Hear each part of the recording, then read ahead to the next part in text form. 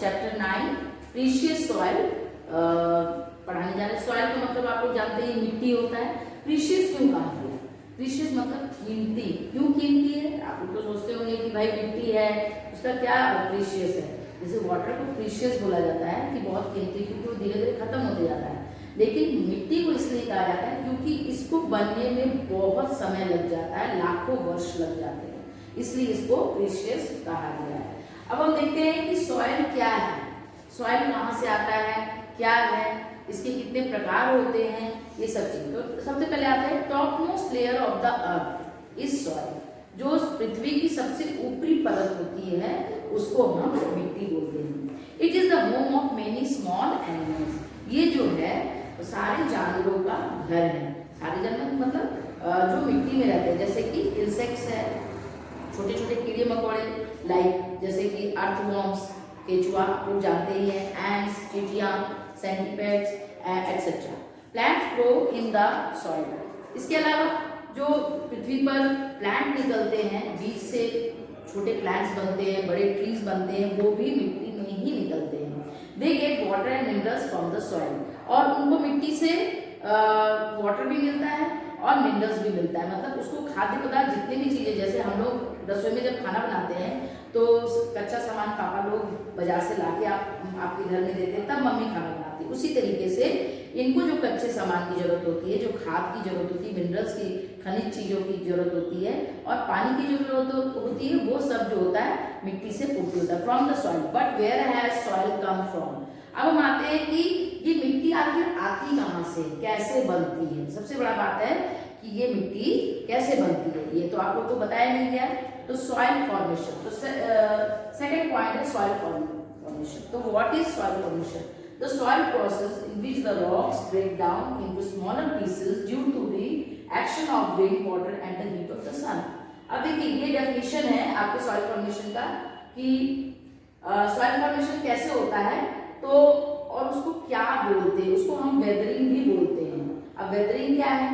तो वेदरिंग का डेफिनेशन आपका हो जाएगा द स्लो प्रोसेस, जो धीमी गति से जो क्रिया होती है, in which the rocks break down, जिसमें कि पत्थर धीरे धीरे धीरे धीरे घिसने लगता है या टूट फूट होने लगता है इनटू स्मॉलर पीसेस, छोटे छोटे टुकड़ों में, due to the action of wet. किस कारण से? आपस में रगड़ खाने से, हवा के चलने से, या वाटर की वजह से, धूप पानी लगने से, and the heat of the सन।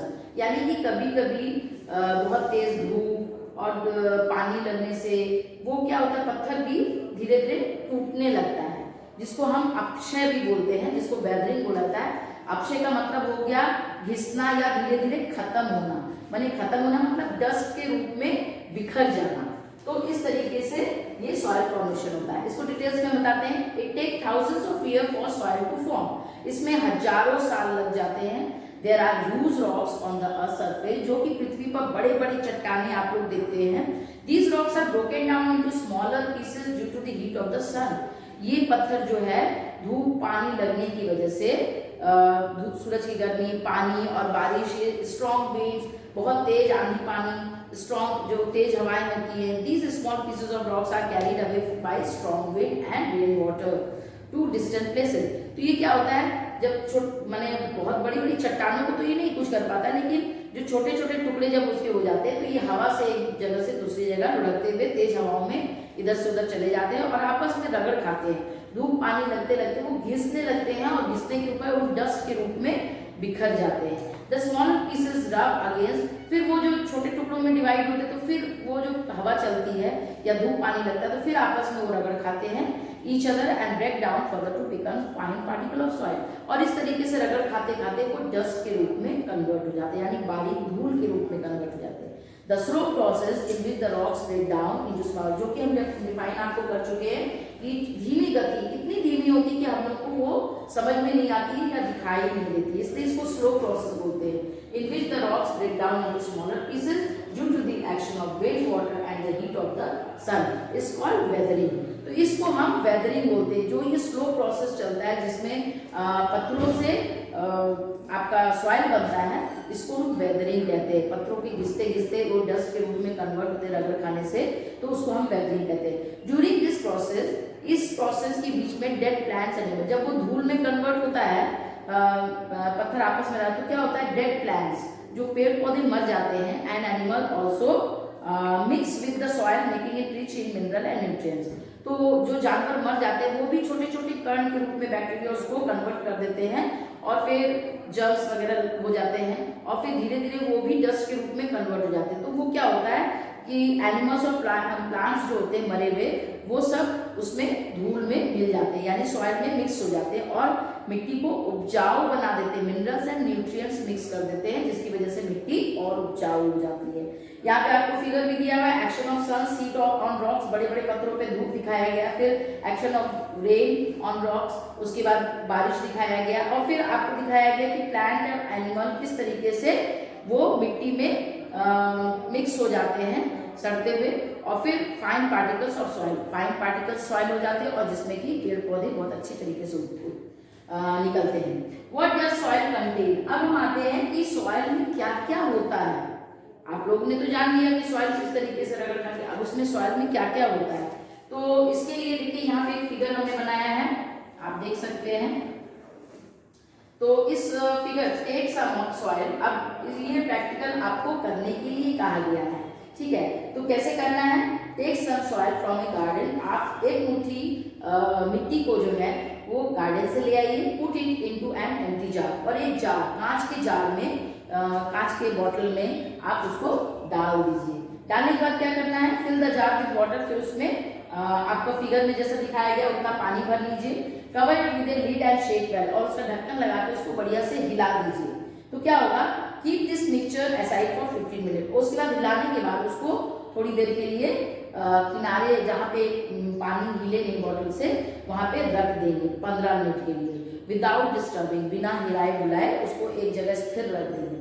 ना ऑब्जर्व द जार केयरफुली, अब इसके बाद जब ये स्थिर हो जाता है पानी, तो इसको ऑब्जर्व करेंगे, मतलब देखेंगे कि उसमें क्या क्या आपको दिखाई दे रहा है।